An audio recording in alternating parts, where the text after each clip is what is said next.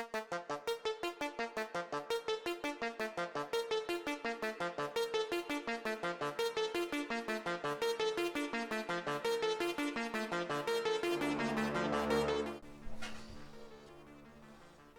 it's finally here, and I'm going to say from the off that I have a serious love-hate relationship with this printer, and we will cover why throughout the course of this video.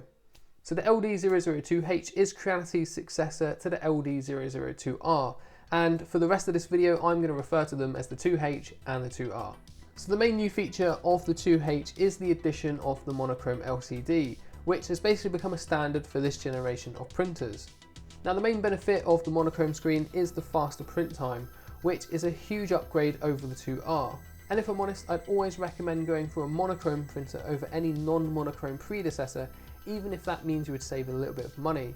Now the main reason for that is because I do believe that the speed increase is worth it alone, let alone the fact that the monochrome screens are said to have a longer lifespan than a non-monochrome screen. Now when it comes to the monochrome screen on the 2H, it is a bit of a weird one. Unlike other monochrome printers we've seen come out recently, this one does seem to have some sort of tempered glass panel on top of it, which you can clearly see in the screen replacement video. Now it's interesting that these guys have retained that, whereas everyone else seems to have gotten rid of it. Now you may ask, does that glass panel have any kind of effect on printing? And the answer is no. Well, not that I can see anyway.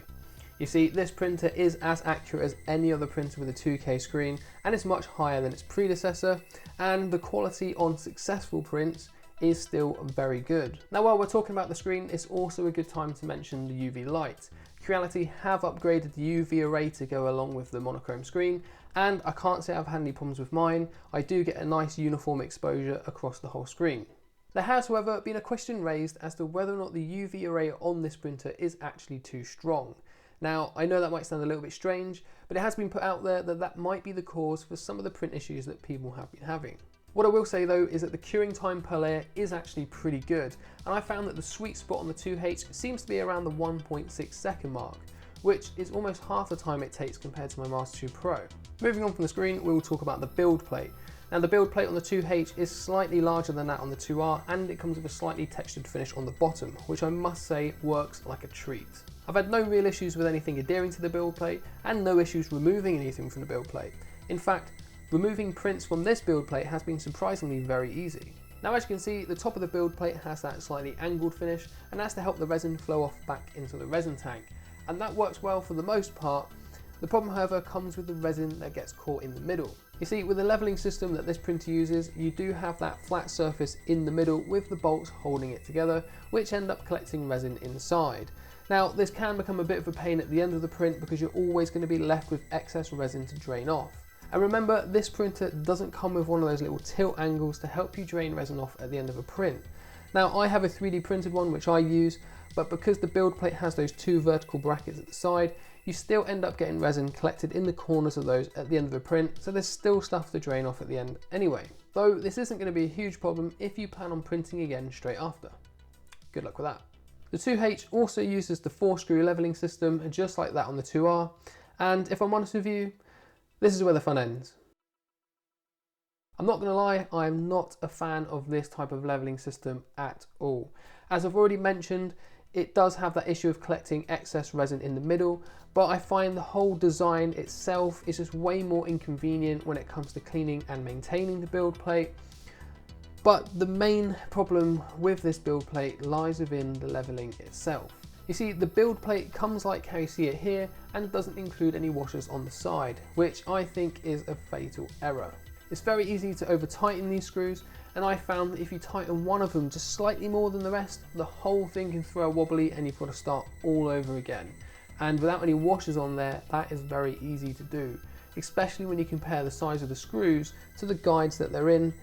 It's just asking for problems. Now, even with a set of washers on there, leveling this build plate can still be a bit of a nightmare. If you follow the instructions or Creality's how-to video, you're supposed to lower the build plate directly onto the screen and then tighten each screw one by one, working diagonally. I found that this method doesn't really work because as you tighten each screw, you can actually feel the build plate shifting around, and you can end up with a corner slightly raised or half the build plate slightly raised. It's just not the most effective way to level the build plate. The best method I've found for tightening this build plate is to actually tighten the screws up by hand first and then use the tool to ever so slightly tighten each screw up afterwards, just to the point where they stop turning. I think the key for this is not to tighten them too much. Now, somebody did mention to me about tightening the screws from back to front as opposed to diagonally, and that did seem to work equally as good, following my method of tightening them up by hand and then using the tool. Whichever method you decide to use to level this build plate, I highly recommend taking a piece of paper at the end just to see if it will slide under any of the corners or any of the edges of the build plate, because if it does, you're pretty much going to have to re-level all over again. Otherwise, you're going to run into one of the main problems I think people have been having this printer, which we will get to when we talk about printing. Moving on to the resin tank, the one on the 2H is nice and solid and is removed as one complete unit, which I actually really like. It's so much more workable and convenient to be able to lift the whole thing out of the printer without having to slide it across the screen. And with the design of this printer, there's actually a couple of guides at the back to help you sort of slot in and line up the build tank, so it's nice and easy to screw back into place. It also comes with some measuring guides on the back, but unfortunately they don't say the volume. This can, however, be found in the back of the manual, but I don't think anyone really measures it anyway. I think we all just pour it in there. The only thing I will say about this resin tank is to be careful not to get too carried away when you're pouring your resin out, because if you're not keeping an eye on it, you can get resin in and around where the screws go, and if it gets down there, it can be quite tricky to clean out. And the thing to keep in mind is that when you screw this back onto the top of the printer, there is a possibility that some resin could drip inside basically through the holes that the screws screw into. So moving around the rest of the printer now, we will take a look at some of the other features. The 2H has a single monorail system to help keep the build plate nice and steady as it moves up and down, and this seems to work fine. Mine did, however, have an absolute nightmare of a squeak every time it moved downwards, but only when it got towards the bottom. And to be honest with you, it was pretty unbearable.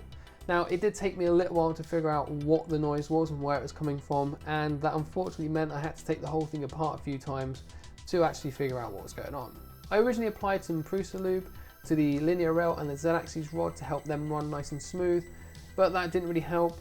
So then I went out and bought some lubricant with Teflon to see if that would solve the problem, and again, that didn't really help either. So I took the whole thing apart again, absolutely cleaned everything, and then applied some printer grease directly into the thread and everywhere else, and that did seem to solve the problem. Although the squeak does seem to have come back. It's a weird one though, because the squeak only seems to happen on a small area towards the bottom, kind of about where the build plate is going to go into the resin tank. So if you have any ideas on what may be causing that or why it does it at that particular point, please do leave a comment and let me know, because I would like to figure out if I can get rid of that completely, because like I said, it is pretty annoying sometimes. Elsewhere inside the printer, you have the carbon activated filter, and I found that this one actually works pretty well. I mean, sure, it doesn't completely eliminate the odor from the resin, but it does do a pretty good job at reducing what leaves the printer, better than what I've seen on other printers. Whether or not you can change that filter is another question, but I imagine like on other printers, the internal filter won't be very accessible or straightforward to swap. But as always, I would recommend using a printer in a well ventilated area, whether that means we're opening the window or finding another way to help ventilation. At the front of the printer, you've got the 3.5-inch touchscreen, which works perfectly well as you would expect. And to be honest, I quite like the user interface. It's very straightforward to navigate and overall looks better quality than other printers that I've used. Below that you have the power button, and I have to say I love it. It does feel a little bit cheaper than I hoped, but it's so much nicer to have a power button like that than it is to have a switch that's hidden somewhere at the back or the side of the printer. The USB port is located on the side, which is okay. See, personally I'd prefer if it's on the front, because if it's on the sides you just have to leave space to gain access to it, which isn't a problem if you've got a lot of it, but it does reduce the amount of space you've got to work with, especially if you want to park something like a washing cure next to it. Talking about the side, there is a convenient little access panel you can open up to get to the motherboard. Now, I haven't actually used this myself, but it does look like it helps to make changing the screen an absolute breeze. So the last thing I'll talk about here is the accessories that you get with the printer. Now, you don't get much, and if you want to see what you do get included, please feel free to check out my unboxing video. And as I've said already, the Creality don't include any kind of angle drip thingy for your build plate once you finish printing. And mine didn't come with any gloves or a mask, but given the current state of affairs, I can understand if there was a shortage, so I'm not really going to be too bothered about that. Now, with all of that out of the way, it's time to get to the meat and the bones of the review, and that is the printing. I said the meat and the bones, didn't I? Now, with all of that out of the way, it's time to get to the meat and the potatoes of the review, and that is the printing. So where do I begin? Boy, this printer has given me no end of problems when it comes to printing. And if you saw my unboxing and setup video, you'll see that the test print I did didn't quite come out as it should have. And the problems didn't stop there. One of the main issues and it seems like a lot of people have been having with this printer, is the random bits of cured resin after printing. After every print, and I mean pretty much every print, you will find bits of cured resin stuck to the bottom of the vat, or just gloopy lumps of it hanging around in the tank. Now this can obviously affect the print itself, but more often than not it looks like it hasn't got anything to do with the print because it usually comes out intact.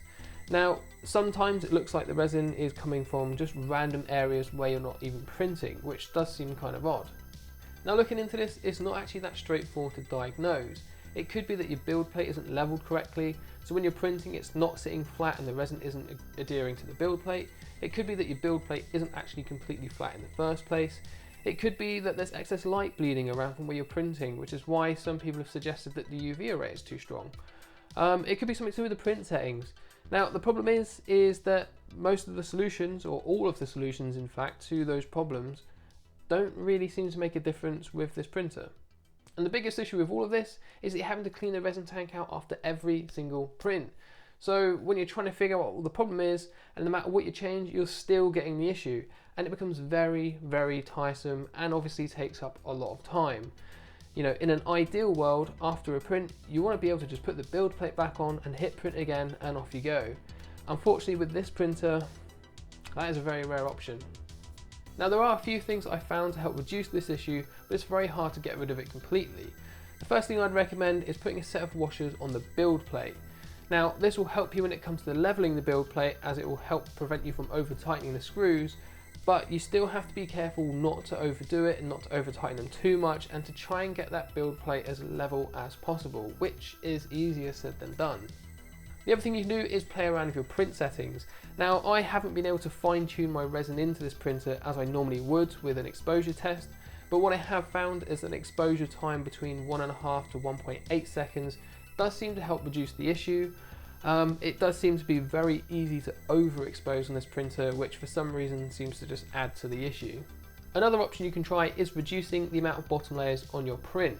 This is something I've seen some people suggest, as it may be where the excess resin is coming from. And I have tried this myself, but it is really hard to tell if it makes that much of a difference. Unfortunately, the issue doesn't seem to go away. And when you're having to constantly clean out the resin tank after every single print, it does become very tiresome. Now, I'm not sure if the main problem here is leveling the build plate, but that does seem to be the main factor that contributes to the problem. The weird thing though is that neither the instructions nor any leveling video from Creality show you or tell you to use the set 0 option in the menu, which is a bit odd because that's pretty much what every single printer does. They all show you to loosen the screws, press to go home, tighten the screws, and then raise the platform, and that's pretty much it. On the Creality website it says to lower the build platform and then lock the leveling nut, and then that's basically it, you're done, it's ready to print. But I don't see how that would work at all. You know, the build platform itself isn't loose enough for that to make a difference. In fact, the actual way you tighten the build platform onto there, that just simply wouldn't work. So it's all a bit of a weird one. So as I mentioned a minute ago about exposure times per layer, this is another thing that I found very difficult to figure out on this printer. You see, what I always do at the beginning whenever I change resin or change layer height is I always try and fine tune my resin to figure out what the optimum exposure time should be per layer. And to do that, I usually use an exposure test, but on this printer, they just do not seem to work. So the way I usually do this is I use the resin validation matrix, as it's very easy to read and it prints in under 10 minutes. The problem I've had on the 2H is that everything reads as overexposed. In fact, the only time it hasn't read as overexposed is when I've intentionally set it too low and it failed to print. So I've pretty much been printing everything at 1.6 seconds per layer because the results are good and it does seem to help reduce the amount of excess cured resin in the tank. But the annoying thing is normally you would print a handful of these tests, pick what you think the best time is, and away you go. But imagine on this printer, everything shows as overexposed, and then you're constantly having to clean out the resin tank after every single print. The other thing I want to mention here is the sheer amount of failed prints I have had with this printer. Honestly, the success rate has been pretty low. Now, I am a fan of doing my own supports, and I usually do them myself using Chitubox, but if I have pre-supported stuff, I'll give it a go. And lately, to be honest, I haven't had the time or really been up for doing supports myself, so I've been using quite a lot of pre-supported files. The problem I've had with the 2H is that pretty much every single pre-supported file I have tried to print has just completely and utterly failed. Now this has been a mixture of stuff, either just coming off the supports, stuff randomly warping, layers randomly shifting and not curing together, which inevitably means that you're going to have to clean out the resin tank all over again, which you've probably just done from the last time you tried to print. Now one common factor I noticed of all these failed prints is that they were all pre-supported using lychee, or lychee, whatever you want to call it. Now I have been slicing these files using Chitubox, but that shouldn't really make a difference.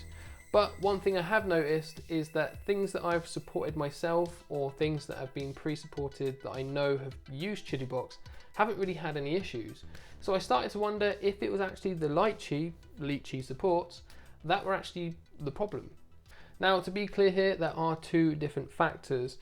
There's the actual pre-supporting itself, i.e. the placement of the supports, and the supports themselves.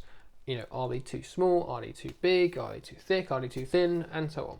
So what I did is I took a file that failed to print on the 2H and I printed it on my Mars 2 Pro, and lo and behold, it printed fine. It's not 100% perfect, but we actually got a good result. So to date, everything that's printed successfully on the 2H has been done using supports done through Chitubox, but does that really mean anything? I don't really know. But what I will say is, for those of you that are using lychee or lychee and you're having problems with this printer, you may want to take a look at the supports and put some extra care and attention into everything you're supporting with this, just to see if that helps reduce the issue or if it's the supports that are causing the issue. So with the pre-supported stuff I've got, I've proven that the supports are actually okay and they do work. So it might just mean that you have to play around with the print settings, such as lift speed, distance and so on, to actually get a good result with this printer, but I can't really guarantee it. And to be honest, there's already been a lot of hassle with this printer anyway, without having to try and then fine tune every single setting just to get something to print. So for me, I think anything that's pre-supported using the lychee stuff, I am just going to have to go and print those using my Mars 2 Pro instead of the 2H. Right, with all of that said, shall we take a look at some of the prints?